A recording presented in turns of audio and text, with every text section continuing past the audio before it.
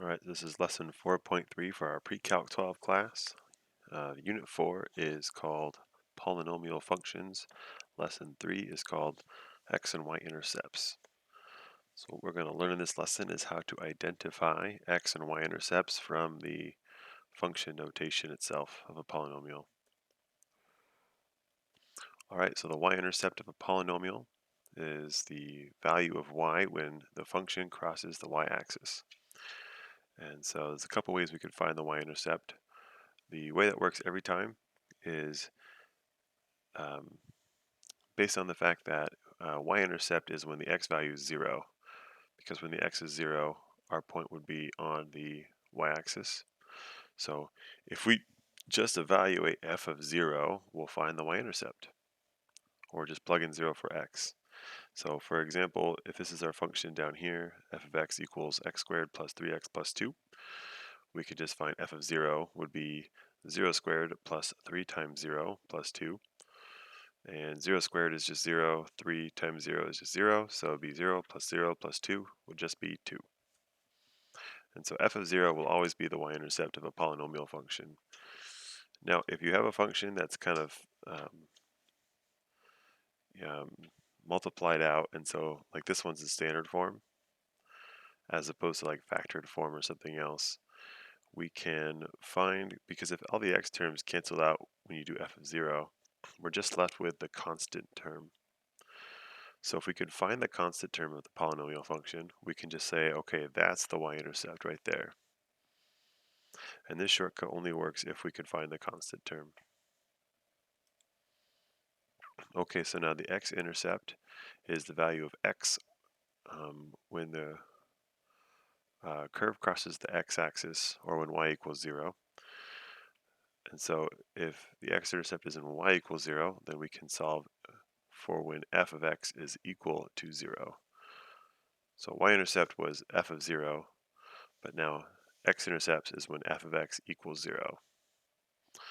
And so if we want to solve this equation for when f of x equals 0, we get 0 equals x squared plus 3x plus 2. Well, we could factor that and find the two solutions.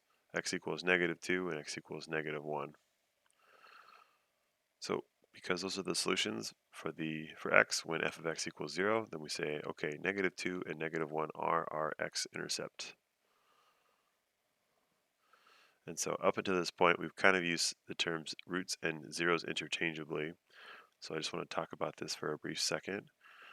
We're going to start having a deviation between the definition of roots and the definition of zeros.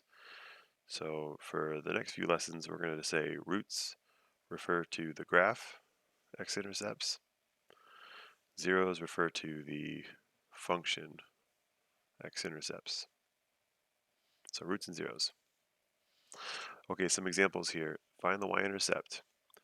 The first two terms are almost in standard form. They're kind of multiplied out. So I can look at the constant values. We have a plus 4 in example A. So the y-intercept is going to be 4. Example B, there is no constant term, so the constant is 0, which means our y-intercept is 0. The second two examples, C and D, are not in standard form.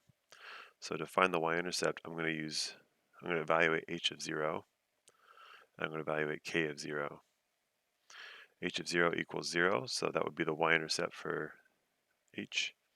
And k of 0 equals 2, so 2 would be the y-intercept for this function k of x.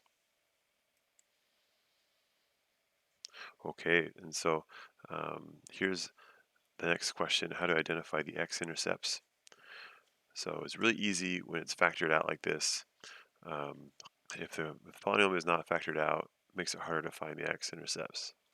We like it when it's factored.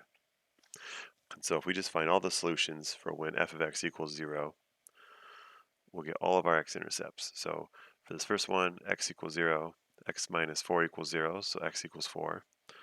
And then x plus 6, when that equals 0, x would be -6. So 0, 4, -6 are the zeros for A. At first glance, you might say, oh, there's only 2 zeros for example B, but x squared minus 9 is difference of squares. That breaks out into, or factors out into x plus 3 times x minus 3. So negative 3 and positive 3 are two of our zeros. 6 is our third zero. There are 3 zeros in total for B. C, for a similar reason, there's going to be 4 zeros.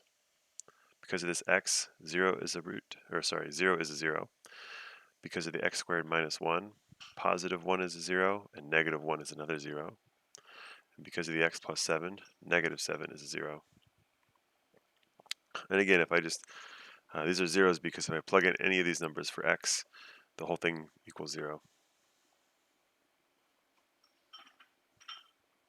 Okay, the last one, we have a fractional 0, so x equals negative 1/2. And because of the x plus 4, x equals negative 4 is another x-intercept. Okay, so takeaways. We now know a couple ways to find the y-intercept, and we know how to find the x-intercepts. And hopefully we're building some more confidence working with polynomial functions.